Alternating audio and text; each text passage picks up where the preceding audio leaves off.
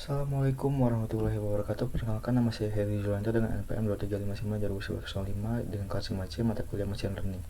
Di sini saya mendemonstrasikan hasil dataset NCPT, yaitu herd analysis, yang mana kita akan menggunakan beberapa fitur atau menggunakan teknik-teknik, yaitu seperti fitur engineering untuk menghapus atau menambahkan sebuah fitur nantinya. Kemudian kita akan mengencoding pada fitur engineering ini. Kemudian kita akan mengubah interaksi seperti kita membuat heatmap terbaru yang berhasil menambahkan fitur. Kemudian kita akan menampilkan heatmap terbarunya. Kemudian di sini kita menggunakan teknik normalisasi data untuk menormalisasikan dengan menggunakan min max scaling atau z-score standardization. Sini ada dataset dengan deskripsi. Jadi dataset ini digunakan untuk memprediksi kemungkinan penyakit jantung.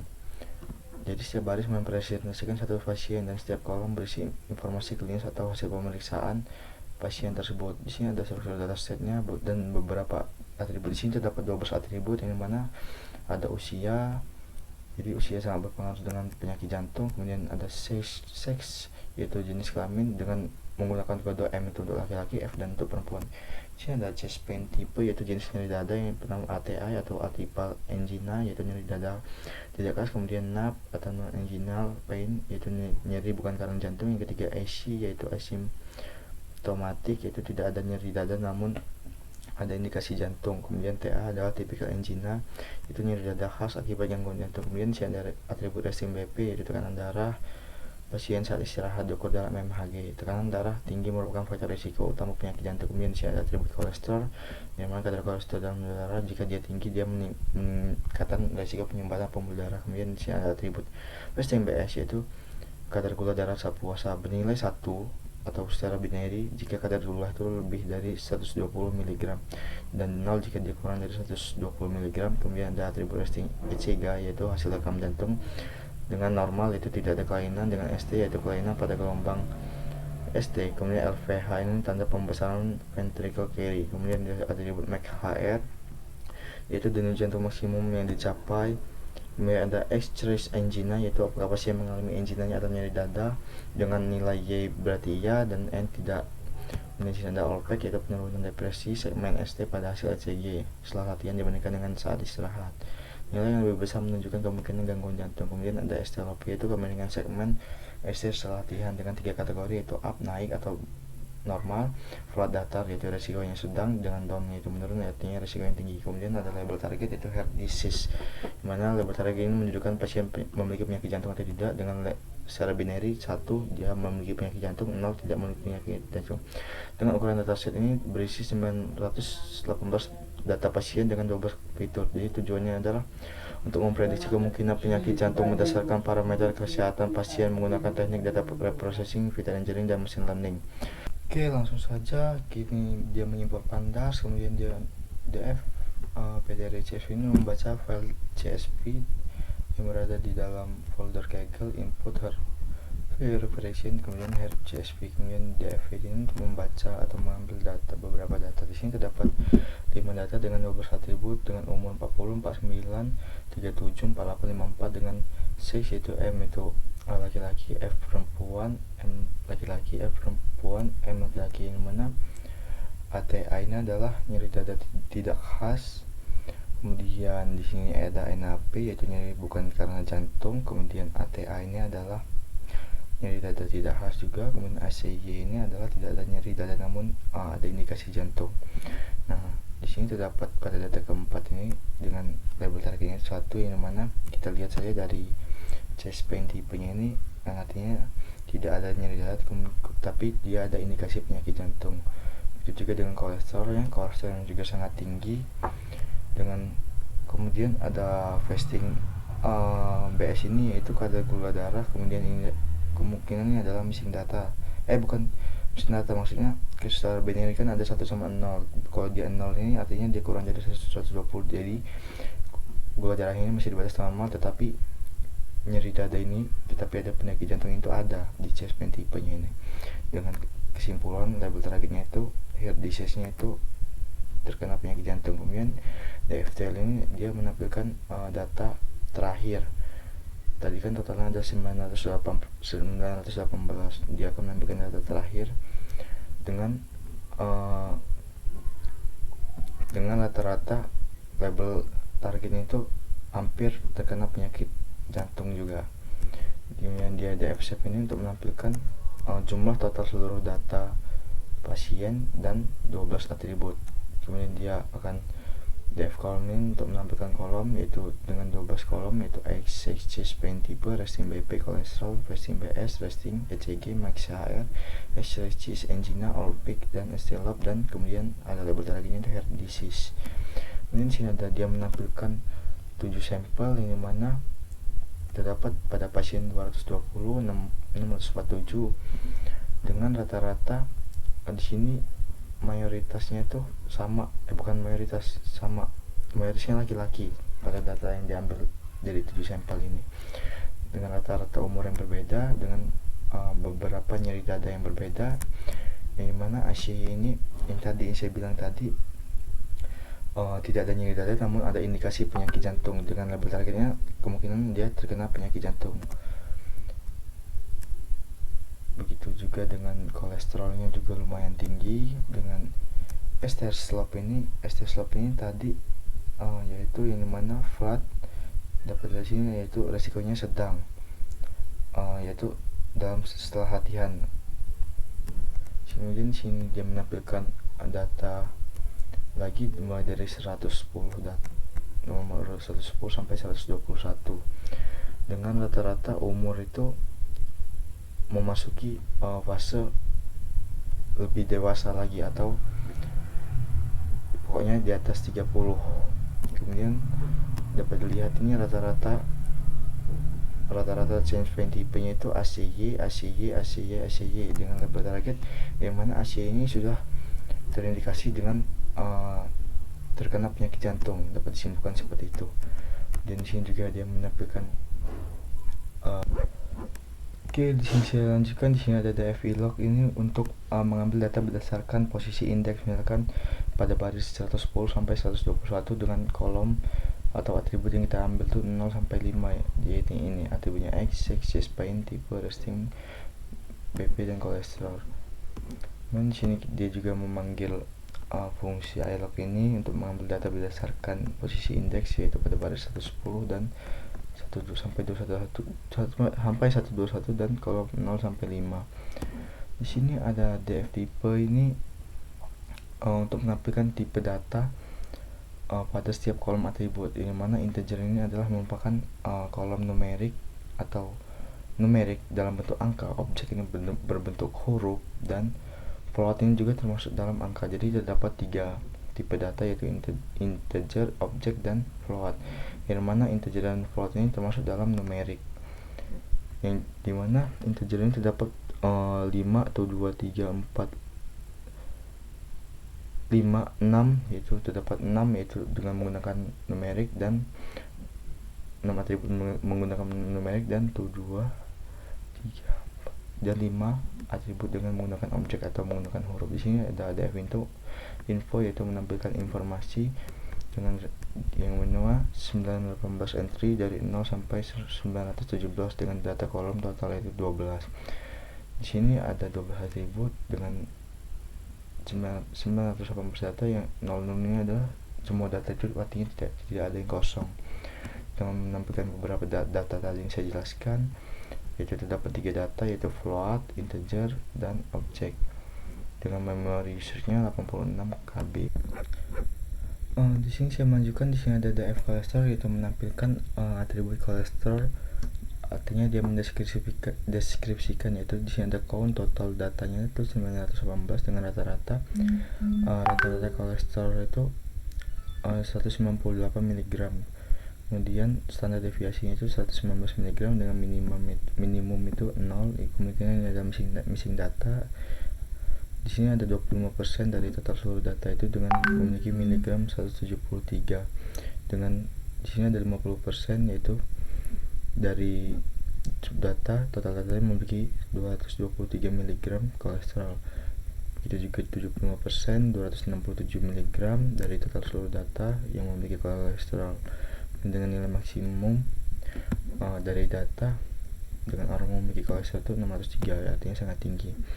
Dengan name kolesterol dengan tipenya float. Di sini ada dia menampilkan plot kolesterolnya, yang mana rata-rata kolesterol 200 sampai 300 itu memiliki kurang atau lebih dari 300 orang yang memiliki rata-rata kolesterol itu 200 sampai 300 mg dengan maksimum kolesterol yaitu 600 dengan kurang dari 50 orang. Di sini ada dia menampilkan plotkin yang mana atau ada KDE plot. Dia digunakan untuk memperkirakan fungsi distribusi probabilitas kontinu dari data numerik. Ya, artinya di sini terdapat puncak pertama yang dimana sekitar 0 sampai 50 ini memiliki atau menunjukkan banyak data dengan nilai mendekati 0, kemungkinan data ini error atau missing value. Kemudian puncak kedua tuh berada sekitar 200 hingga sampai ke 400, dia mengalami penurunan yang merupakan nilai kolesterol tinggi dengan populasi umumnya. Kemudian di sini ada DF chest pain, dia menampilkan chest pain tadi dia itu jenis nyeri dada yaitu ACY, NAP, kemudian ATA dan TA, yang mana ACY ini memiliki rata-rata paling tinggi yaitu kurang dari 500 orang, yang mana sangat dapat terindikasi penyakit jantung. Yaitu ACY tadi ini dia menunjukkan potensi penyakit jantung, yang mana dia memiliki rata-rata paling tinggi dibandingkan dengan nyeri dada lainnya. Ini adalah plot KINPA-nya, yaitu perbandingannya itu yang mana ACY ini lebih dominan, artinya lebih banyak orang yang terkena nyeri dada ACY ini atau asimptomatik ini, yang dimana menunjukkan adanya potensi penyakit jantung dibandingkan dengan nyeri dada yang lain. Yang kedua itu NAP, yang ketiga itu ATA, yang terakhir adalah TA. Kita akan melanjutkan lagi. Di sini ada DF kolesterol yang artinya kurang dari 100, dan DF sex artinya M, yang artinya dia menampilkan pasien yang memiliki kadar kolesterol itu kurang dari 100, dan juga dia menampilkan pasien berjenis kelamin laki-laki dengan outputnya tabelnya itu ini dengan rata-rata jenis kelamin itu semuanya laki-laki dengan menampilkan data seperti itu. Di sini ada DF chest pain type, yang mana tipe nyeri dada ini terdapat 4 tadinya. Nah, ini adalah totalnya yang memiliki tipe data nyeri dada ACY ada 496 dengan NAP 203, ATA 173 dan TA 46 dengan total seluruh data dengan tipenya integer 64, artinya dalam bentuk numerik. Sini ada DB group sex, kolesterol dan value counts, yang artinya dia mengumpulkan data berdasarkan jenis kelamin dalam bentuk F dan male, artinya perempuan dan laki-laki. Kemudian value counts ini dia menghitung frekuensi kemunculan setiap nilai kolesterol di masing-masing kelompok. Jadi di sini contohnya di F male ini ada 11 wanita yang memiliki nilai kolesterol 0, 4 wanita dengan memiliki nilai kolesterol 269, 4 wanita memiliki nilai kolesterol 294, nah dan seterusnya. Begitu juga dengan laki-laki, rata-rata satu semua yang memiliki nilai kolesterol yang tinggi yaitu 466, 491, 518, 529 dan 603 dengan total dengan lengthnya yaitu 327 dengan tipe integer 64, yang artinya dalam bentuk numerik. Selanjutnya di sini ada DF log, itu menampilkan 2 kolom atribut saja yaitu seks dan kolesterol dari seluruh datanya.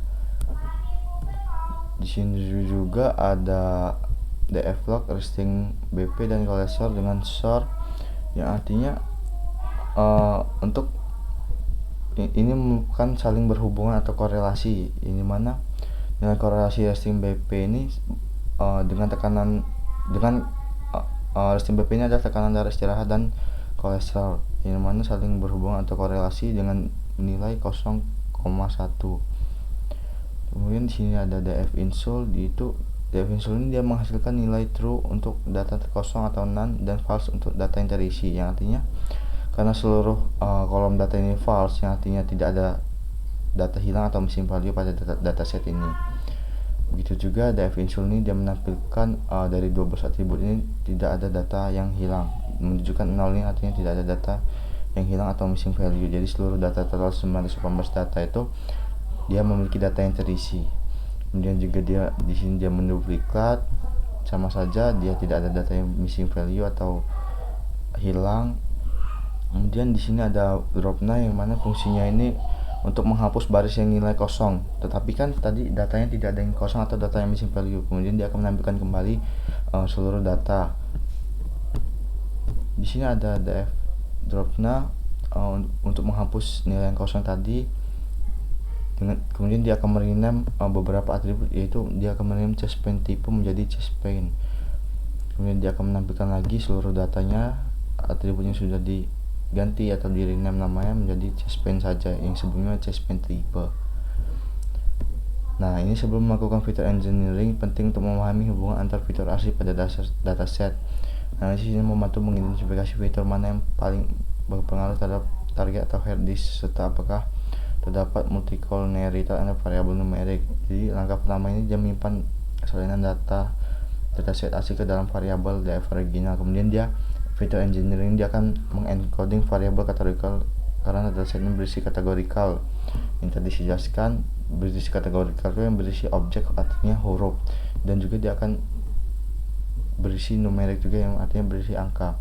Kemudian kita akan memvisualisasikan heat map yang artinya merah terang ini korelasinya positif kuat, biru tua dengan negatif kuat, dan putih ini korelasi lemah atau tidak ada hubungan, dengan menampilkan memprint kolom atau atribut 12 atribut, yaitu X, paint, resting BP, cholesterol, resting BP, resting ECG, max hair, stretching engine, all peak, ST slope, dan hair disease. Oke, di sini kita akan lanjutkan. Di sini ada codingan untuk heatmap, yaitu 12 fitur, yaitu sebelum melakukan fitur engineering. Dia memulai ulang CSP, kemudian dia memasuki ini ada fitur 12 fiturnya. Nah, di sini ada heatmap sebelum melakukan teknik fitur engineering. Jadi hubungan korelasi itu semakin pekat dia, maka semakin berisiko terkena penyakit, terindikasi kena penyakit jantung. Ini mana memiliki hubungan satu sama lain antara atribut atau variabel. Di sini terdapat X-rays, angina, dan heart disease yang memiliki hubungan yang kuat, artinya semakin nilai positif ke atas maka semakin terindikasi dengan penyakit jantung.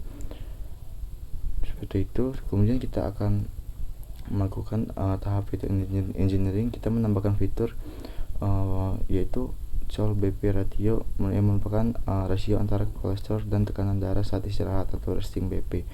Dia memberikan gambaran seberapa tinggi kadar kolesterol seorang relatif terhadap tekanan darah yang bisa menjadi indikator serangan jantung. Kemudian dia membuat fitur kategori age group, yaitu berdasarkan rentang umum, misalkan muda usianya kurang dari 40 tahun, kemudian dewasa 40-60, dan tua lebih dari 60. Kemudian dia akan melakukan encoding, yaitu kolom yang kategorikal itu yang atribut itu dirubah menjadi numerik nantinya. Kemudian dia akan memvisualisasikan ini codingannya setelah dia menambahkan fitur ColDB ratio dengan berhubungan dengan kolesterol dan resting BP ini. Kemudian dia menambah fitur group age juga yang tadi saya jelaskan.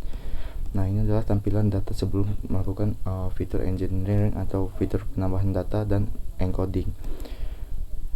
Nah, ini setelah menggunakan fitur engineering yang mana seksi ini adalah yang bersifat tadi kategorikal dirubah menjadi numerik. Setiap angka yang berisi kategori, setiap isi yang berisi kategorikal atau atribut atau objek itu akan dirubah menjadi numerik supaya bisa dilakukan permodelan nantinya. Di sini ada heatmap korelasi setelah fitur engineering, yang mana kolesterol ini sangat berhubungan sekali dengan Sol BP ratio ini, yang berhubungan dengan atribut yang kita tambahkan tadi. Dia sangat pekat, artinya sangat mendekati dengan penyakit, terindikasi dengan penyakit jantung. Dia semakin pekat, dia semakin terkena penyakit jantung.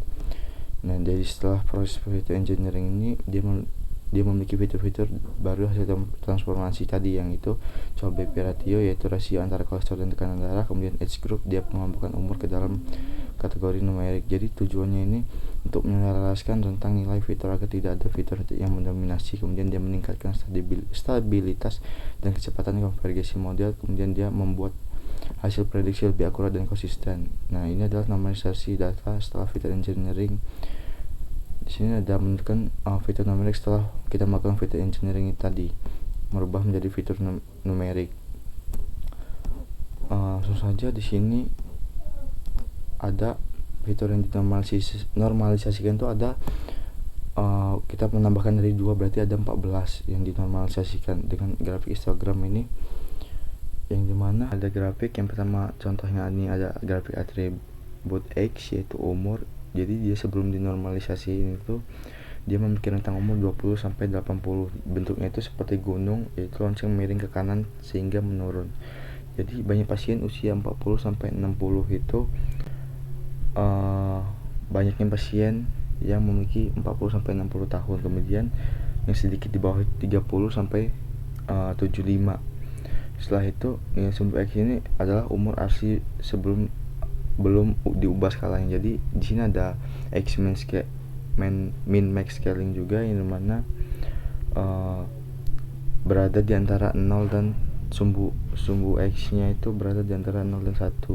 Jadi kurvanya ini sama persis dengan X sebelum dinormalisasi, yaitu rentangnya 0 sampai 1, tetapi diganti dengan 0 sampai 1 ini dari 20 sampai 80 ini. Begitu juga dengan X-score standardization ini, bentuk kurvanya juga sama, jadi tapi terpusatnya di 0. Artinya rata-rata tingginya itu terpusatnya di 0. Setelah melakukan pembahasan tentang grafik dari atribut umur, langsung saja kita ke bawah. Yang mana sini ada tabel sebelum dia normalisasi, yang terdapat 13 atribut dengan total, rata-rata, standar deviasi minimum 25% dari total seluruh data, 50% dari total seluruh data, dan 75% total dari seluruh data, dan nilai maksimumnya. Yang mana rata-rata umur itu 53 ini, kemudian rata-rata jenis kelamin itu sekitar 78%, jenis kelaminnya itu pria dan sisanya itu wanita. Begitu juga pada setiap atribut lainnya. Nah, dia setelah melakukan min max scaling ini dengan perhitungan, jadi rata-rata ketemu rata-rata umur tuh 52 tahun atau 52 tahun tuh memiliki rata-rata umur sekitar 52%. Kemudian jenis kelamin juga memiliki rata-rata jenis kelamin 0,78, artinya sekitar 78% juga. Pada setiap atribut dia berbeda-beda pada min max scaling ini. Kemudian dia G-score ini, setelah dia G-score ini dia terdapat perbedaan yang dimana nilai negatif pada setiap rata-rata ini dia menunjukkan bahwa nilai tersebut di bawah rata-rata aslinya, atau di bawah 0, yaitu terpusatnya itu 0. Jadi rata-rata keseluruhan ini tampak negatif kecil karena pembuatan floating point, artinya model sudah melakukan standarisasi dengan benar, yaitu fiturnya terpusat di 0. Jadi ini ada jumlah data totalnya itu 918 baris dengan 14 kolom setelah melakukan fitur engineering, dan jumlah fitur numerik yang dinormalisasikan adalah 13 fitur. Manfaat dari normalisasi standarisasi ini adalah pada KNN ini dia membantu perhitungan jarak antar titik lebih akurat tanpa normalisasi. Fitur berskala besar akan mendominasi. Kemudian SFM ini support vector machine, memastikan margin dan kernel bekerja secara optimal dan konvergensi lebih stabil. Kemudian neural network itu membantu gradient descent. Langsung saja kita ke perbedaan. Oke, kita lanjutkan. Di sini kita melakukan perbandingan dari beberapa model. Yang pertama model logistik regression, ini adalah codingannya, dia memprediksi, kemudian dia akan mengevaluasi. Nah, ini ada akurasi logistik regression dengan akurasi 0,89 atau 89%. Dengan 0 ini secara binary tidak terkena penyakit jantung, dan 1 ini terkena penyakit jantung. Dengan precision, orang yang tidak terkena penyakit jantung ini sekitar 0,91 atau 91%, dan orang yang terkena penyakit jantung ini sekitar 88%. Dengan supportnya, orang yang tidak terkena ini 82, dan orang yang terkena penyakit jantung ini 102. Dengan total akurasi yaitu 100 184. Di sini ada metrik logistik regression dari model tersebut, yang dimana nolnya secara binary tidak terkena penyakit jantung sekitar 69 orang tidak terkena penyakit jantung, dengan 13 ini masih false negatif, yang artinya kemungkinan dia terkena penyakit jantung, kemudian kemungkinan dia masih palsu atau data yang palsu. Artinya semakin pekat nilai warnanya, maka semakin banyak, artinya semakin banyak yang terkena penyakit jantung. Di sini dengan false negatif orang yang terkena penyakit jantung ini 7, dan orang yang positif terkena penyakit jantung itu sekitar 95 pada model logistik regression ini. Selanjutnya di sini ada model ke KNN atau Key Nearest Neighbors.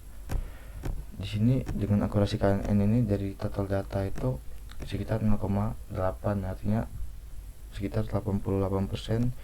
Dengan precision orang yang tidak terkena penyakit jantung itu sekitar 90%, dan orang yang terkena penyakit jantung itu sekitar 88%, dengan supportnya 82 dan 102, dengan akurasi total yaitu 184.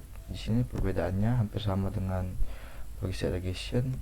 Perbedaan di metriknya yaitu orang yang tidak terkena ini sekitar 69 dan 13 itu masih false negatif. Begitu juga dengan orang yang terkena ini sekitar 94 dan false negatif ini untuk terkena 8, artinya terdapat perbedaan antara logistik regression.